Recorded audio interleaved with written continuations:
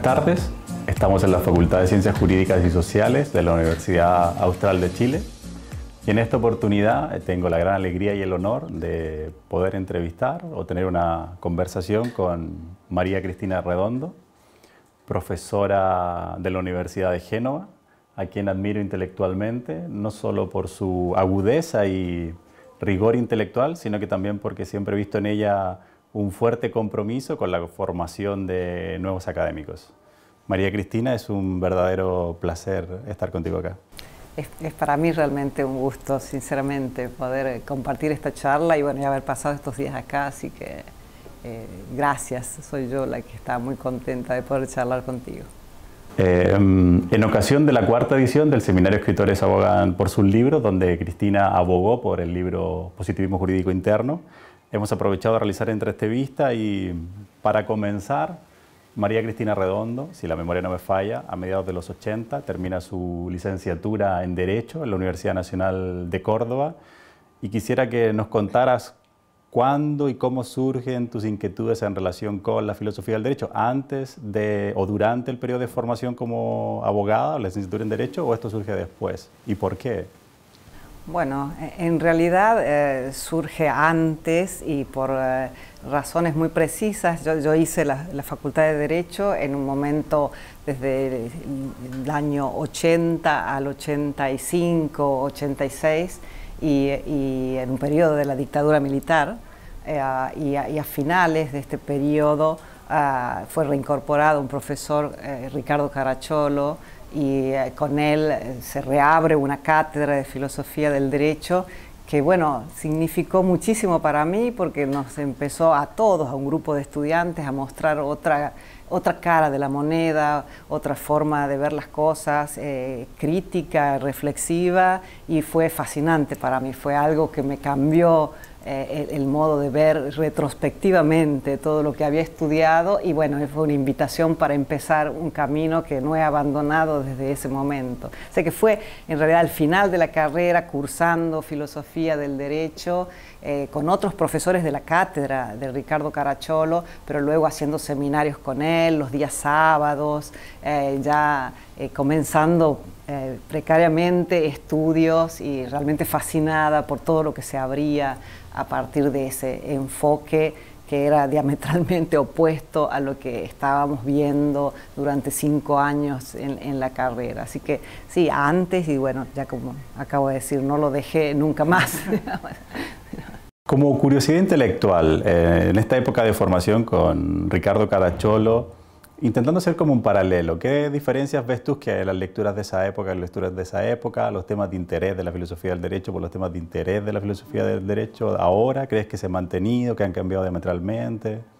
Bueno, yo creo que seguramente hay temas que se mantienen, hay temas que son clásicos, transversales y que nunca van a ser abandonados, cambian las respuestas o los enfoques, pero siguen permanentemente inquietándonos. Pero bueno, seguramente los jóvenes de aquel momento no son los jóvenes de ahora, o sea, el contexto en el que se estudiaba y cuando decía recién este hecho que Ricardo Caracciolo vuelve a una cátedra de la cual había sido despedido y implicaba introducir temas que ahora se han normalizado, ¿no? Enfoques que curiosamente allí cuestionar o decir que las cosas dependen del lenguaje, por ejemplo, parecía algo revolucionario y que no hubiese una verdadera y única naturaleza de las cosas, o sea, cosas que a un joven en ese momento, estudiante de Derecho, parecían nuevas y hoy en día pasa exactamente al revés, hay que tratar de convencer a los jóvenes que puede haber algo objetivo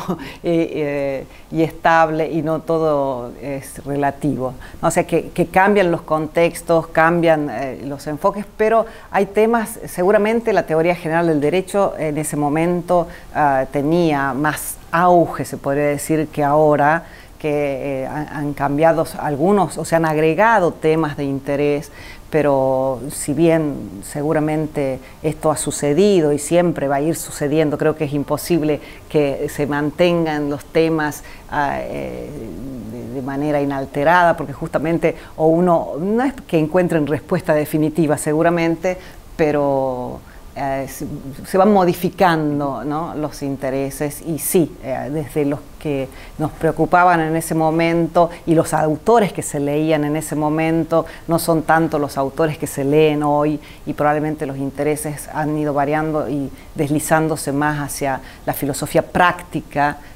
y no tanto a la teoría general del derecho como en el momento en el que yo empecé a estudiar. Estaría de acuerdo contigo. Manteniendo este recorrido, muy pronto, en los primeros años de los 90, llegas a España.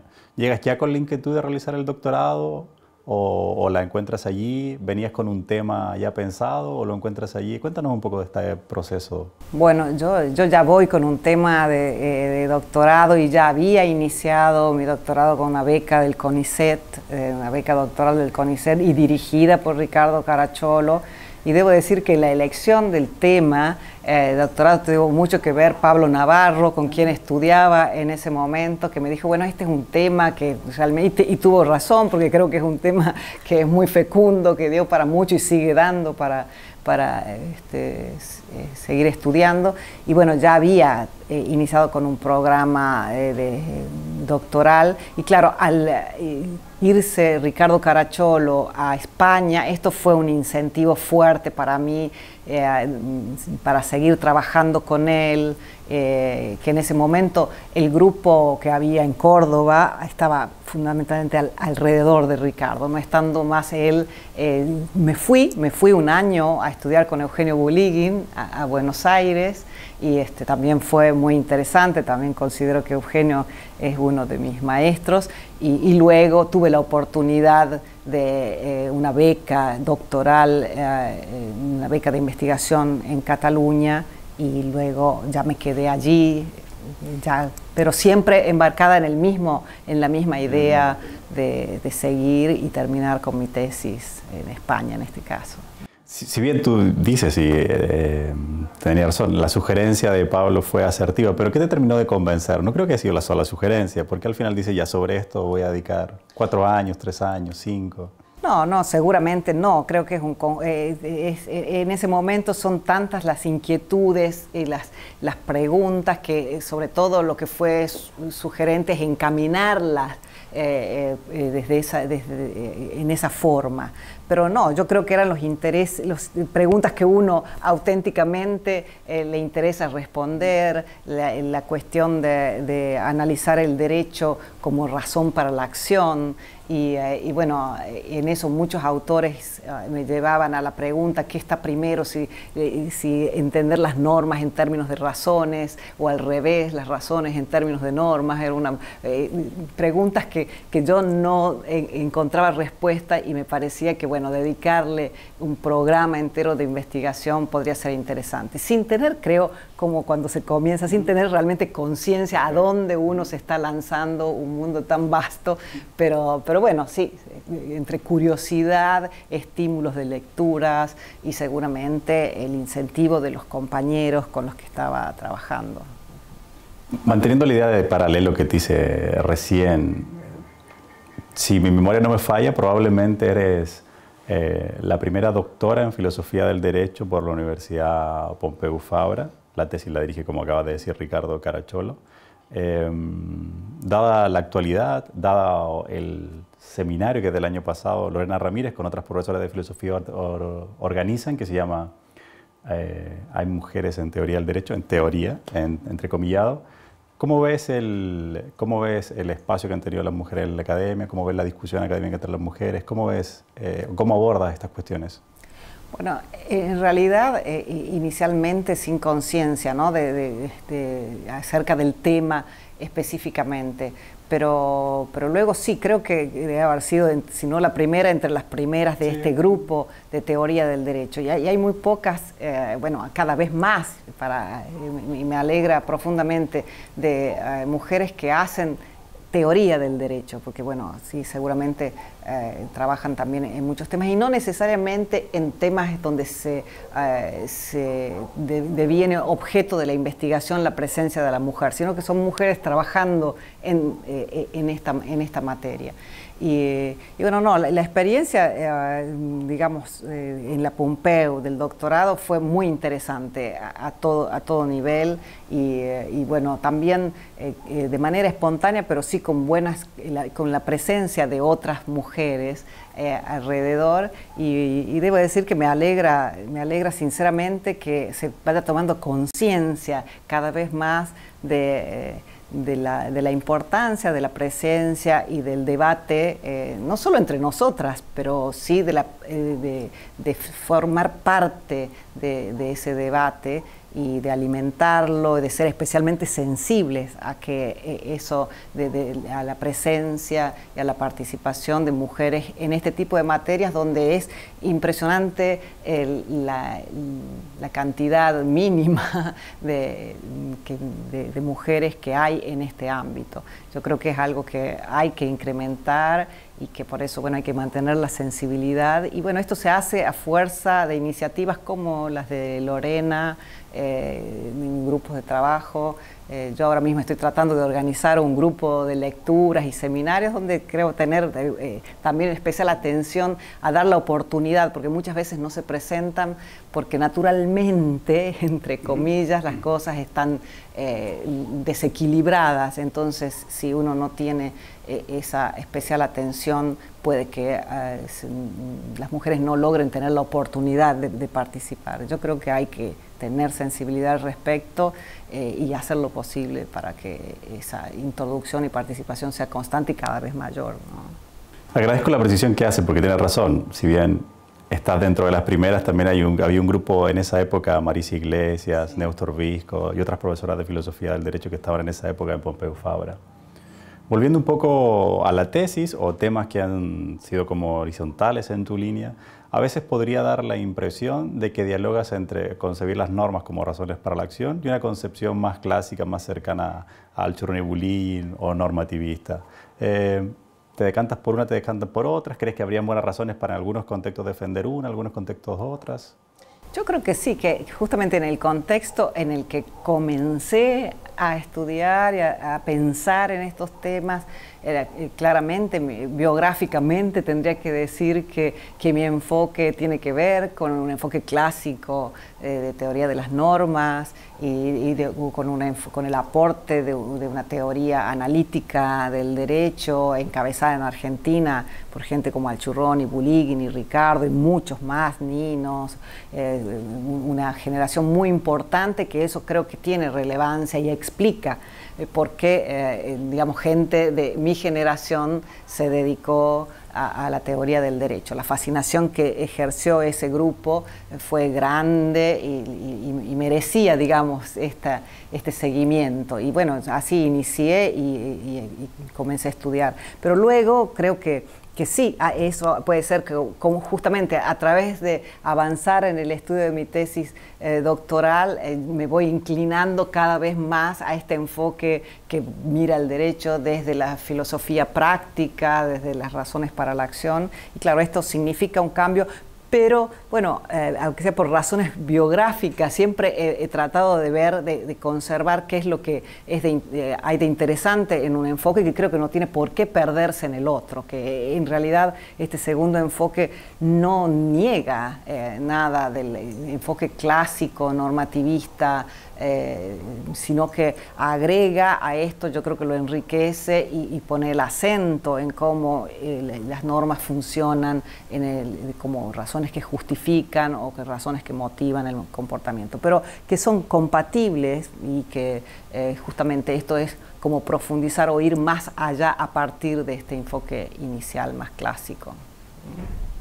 Siguiendo con el recorrido, eres profesora de la Universidad de Girona. ¿Qué recuerdas de este momento o de este periodo de tu vida en términos intelectuales? Bueno, en realidad, aparte de los viajes constantes de entre Barcelona y Girona, que los recuerdo todavía, soñaba el teletransporte porque no existía un método muy fácil para llegar. No, muy agradable todo, intelectualmente, con gente que he trabajado en ambas universidades, pero aunque yo enseñaba, todavía lo hacía desde siendo una estudiante de doctorado, porque inicié a dar clases cuando todavía estaba cursando el doctorado y escribiendo la tesis doctoral, y en realidad no fue mucho más el tiempo que me quedé en Girona después de haberme doctorado. O sea que fue un periodo complejo entre el que uno jugaba, y interesante, juega el rol de profesora en un momento, pero todavía de estudiante en el otro. Fue muy estimulante seguramente porque, digamos, era todo el momento de estudiar muchas cosas, de abrirse. Vuelvo a decir, yo soy convencida de que las cosas no se hacen solas, individualmente. Uno depende mucho de la gente que le rodea, en la manera en que enfoca las cosas, en cómo se enriquece, en el recorrido que va haciendo. Y bueno, para mí fue determinante ese grupo, no solo de los argentinos que estaban allí, sino de gente como José Juan Moreso, Albert Calzamiglia en su momento, que creo que fue de una generosidad enorme al recibir la gente que estaba, Jorge Malem, o sea, que hicieron posible un ámbito de discusión en el que se aprendía casi sin darse cuenta y con todos los recursos además, con todos los recursos a disposición, que eso es mucho decir. Fue el doctorado que yo hice paralelamente, fue un doctorado en 5 universidades, itinerante, era muy rico en profesores y en el formato que tenía. O sea que tengo un recuerdo inigualable de aquella época y conservo relaciones y amistades que creo que van a ser para siempre. Eso me da mucho gusto. Aprovechando tus recuerdos de esa época y también aprovechando la dedicación que yo he visto que le dedicas a los doctorandos, a la gente que diriges, a alguien que empezara el doctorado en filosofía del derecho o en teoría del derecho en estos días, ¿qué sugerencia le darías? ¿Qué consejo le darías? Lo que quieras en relación con lecturas, en relación con temas. Bueno, es una pregunta muy difícil, esa muy difícil, no sé. Yo en primer lugar, creo que poner a prueba un poco la vocación, ¿no? Esto me parece fundamental. Yo a veces creo que los temas son pretextos, que hay muchos temas, que no hay el tema interesante, y sobre todo, bueno, siempre hay temas más fecundos que otros, pero que si uno comienza a profundizar un tema, encuentra conexiones interesantes y cómo se puede llegar a preguntas que son determinantes desde muchos lugares, ¿no? Yo, por ejemplo, creo que el tema de la normatividad del derecho, de las fuentes sociales del derecho, de cómo el derecho se relaciona con la práctica, son efectivamente cruciales, pero creo que se puede llegar a ellos desde distintas perspectivas y que cada estudiante creo que debe hacer su recorrido. Esto también creo que cada uno hace su recorrido, que uno va dando estímulos a la gente joven, pero que el recorrido y uno llega hasta donde quiere y puede llegar. Entonces es simplemente dar libertad, dar sugerencias, tratar de mostrar cómo se vinculan las cosas, los diferentes problemas y dejar a la gente que proceda no sola, pero sí hasta donde quiere y en el modo. Creo que la ayuda es más bien metodológica, sugerencias de cómo hacerlo en el momento que lo va haciendo. Yo creo también que y en eso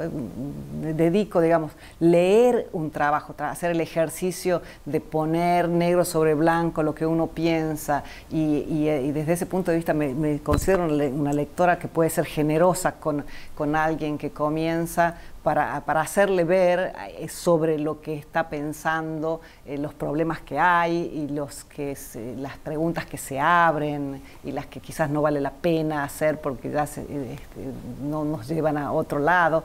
Yo creo que recomendarle simplemente mucho amor por la cuestión, mucha lectura y bueno, nada, esa especie de compromiso con esta forma de encarar la academia, que es estudiar seriamente cualquier tema que a uno le parezca estimulante. Como profesora de la Universidad de Génova, llevas bastantes años y allí en la Universidad de Génova a veces no siempre están del todo de acuerdo con las tesis que tú defiendes. ¿Cómo ha sido este periodo muy intenso en tu formación? Que tu comunidad más cercana no siempre esté de acuerdo. ¿Crees que ha influenciado en tu pensamiento, en tus trabajos? No, a ver, sí, en algún sentido sí, porque tener que responder siempre al desafío del que el que ve las cosas de una manera muy diferente, esto en mi caso agudiza la posición en la que estoy, o al menos me entrena para decir, bueno, cuáles serían formas de efectivamente sustentar lo que uno piensa frente a un interlocutor que exige más que buenas razones, porque es capaz de plantear las cosas desde otra perspectiva. O sea que para mí ha sido un gran estímulo, en realidad. Es como que uno crece en la adversidad, crece en la adversidad porque uno se refuerza al menos tratar de preguntarse genuinamente si no hay un error, o si no es un error, si efectivamente no hay otras formas alternativas más interesantes para decir lo que uno quiere decir o para enfocar el estudio del derecho. O sea, en este caso, que es la contraposición entre una posición realista, escéptica y la que yo he mantenido, creo que un desafío escéptico siempre es muy saludable porque nos pone frente a una pregunta importante, es decir, ¿por qué deberíamos aceptar algo como la normatividad del derecho, la existencia de deberes y demás? O sea que para mí ha sido, aparte de divertido, de entretenido hacerlo, teóricamente un desafío importante al momento de tener que escribir o justificar lo que me interesa defender. Recordando este maravilloso grupo de Génova, está Giovanni Tarello, los tarelianos, pero también en otras tradiciones está Hans Kelsen, los kelsenianos. Si fuese el caso que hubieran los seguidores de Cristina redondianos, ¿cuáles serían las tesis que deberían defender o los consensos que más o menos deberían tener? Bueno, yo creo que algo, si existiese alguno que no, pero no, yo creo que en los trabajos que he hecho hasta ahora, que responden a algunas preocupaciones parciales, no hay una teoría global del derecho, sí hay un enfoque global metodológico, un enfoque positivista, y bueno, en ese sentido diría que si hay alguna marca que pueda ser distintiva, es el carácter no excluyente, no del derecho como la teoría del derecho habla hoy en día de positivismo excluyente, sino que creo que se puede hacer teoría del derecho desde distintas perspectivas que no son, que no prueban la ilegitimidad de la otra. O sea, a mí me parece que es muy importante la teoría del derecho analítica, que a mucha gente le parece inerte, y yo creo que se pierde mucho cuando no se entiende el valor de esta perspectiva analítica, pero esto no quiere decir que no tenga sentido, al contrario, que no tenga muchísimo interés hacer teorías normativas del derecho. O sea, que en todo caso mi esfuerzo teórico, justamente por estar siempre en situaciones de adversidad, ha sido tratar de mostrar que distintas perspectivas pueden convivir entre sí, que son compatibles y que realmente es una gran pérdida de esfuerzo intelectual y de tiempo tratar de demostrar que hay otras perspectivas que no serían útiles o que son inconducentes y que uno debe hacer solamente como uno piensa, ¿no? Entonces yo creo que he tenido la suerte a lo largo de este recorrido de trabajar con gente que hacía epistemología, que hacía filosofía moral, filosofía política, teoría del derecho en sentido estricto, y bueno, quizás por eso creo que son fascinantes, hay muchos problemas interesantes que uno puede plantear y en esta compatibilidad, digamos, es lo que he tratado de trabajar metodológicamente, ¿no? Que no quiere decir sincretismo, ¿no? Que cada vez que se hace una cosa se hace seriamente desde un enfoque metodológico, pero que no hay un enfoque metodológico que excluya otros. Esto me parece que es fundamentalmente que hay que abandonar. Con lo que acaba de decir me surge una duda en relación con, en general, o parte del panorama de la descripción en relación con el positivismo, hablo de positivismo jurídico incluyente, positivismo jurídico excluyente, y aprovechando que aquello que nos permite estar discutiendo contigo acá, conversando contigo acá, es la discusión de tu libro, Positivismo Jurídico Interno. ¿Qué crees tú que serían quizás rasgos centrales de esta idea de positivismo jurídico interno que lo diferencian un poco del excluyente y el positivismo incluyente? Bueno, es que yo creo que esta distinción es una distinción puramente metodológica, la de un positivismo jurídico interno. La idea de que para explicar la normatividad del derecho, la existencia de deberes u obligaciones, hay que adoptar un punto de vista interno, y donde esto no quiere decir adoptar un punto de vista interno como gran parte de la teoría del derecho lo entiende, que quiere decir un compromiso necesariamente moral o práctico. Es este el intento, o sea que es tomarse en serio una idea hartiana, pero no solo hartiana, es decir que bueno, si queremos entender la realidad social, la podemos describir desde un punto de vista externo seguramente, pero si queremos captar el problema que a mí me interesa de la normatividad y los deberes, hay que hacer este paso, y que este paso no, vuelvo a decir, no tiene que ver con la idea dworkiniana de aceptación y de justificación del objeto que estamos tratando de explicar. Por eso no lo voy a hacer ahora, pero este es el esfuerzo de mostrar que la idea de un positivismo jurídico interno es totalmente coherente, aunque parezca que no, y no tiene nada que ver, no se compromete con la idea de que en un derecho las fuentes del derecho digamos, excluyan necesariamente la moral al momento de la identificación de su contenido. O sea, no dice nada acerca en realidad de cuál es la teoría sustancial del derecho que sería más apropiada.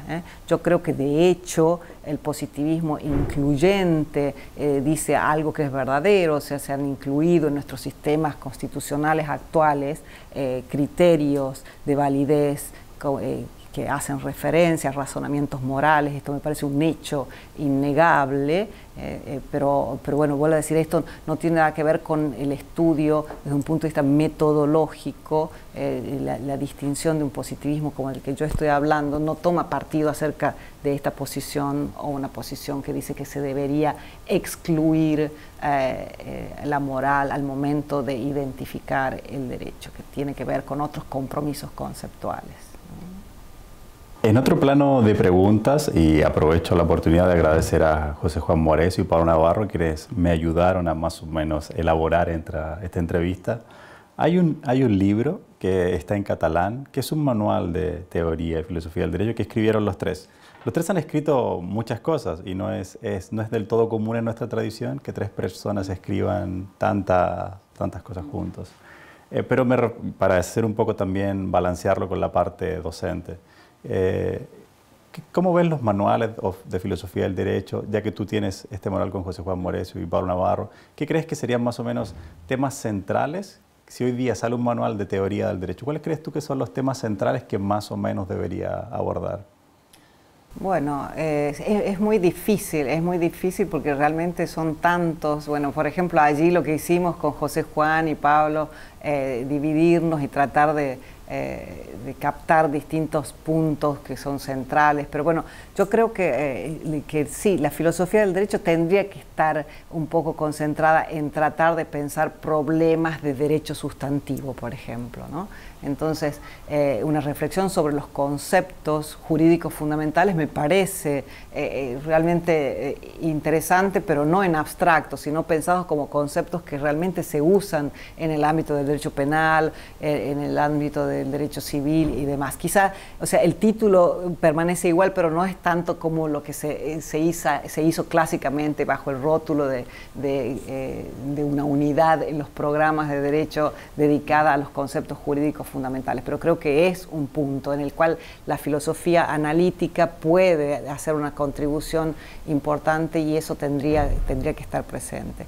Otro punto que también me parece fundamental es la idea de la justificación de decisiones judiciales y bueno, cómo funciona el derecho en la justificación, las distintas formas de hacerlo, o sea, que en el fondo también tiene que ver siempre en conexión con lo que hacen los operadores del derecho.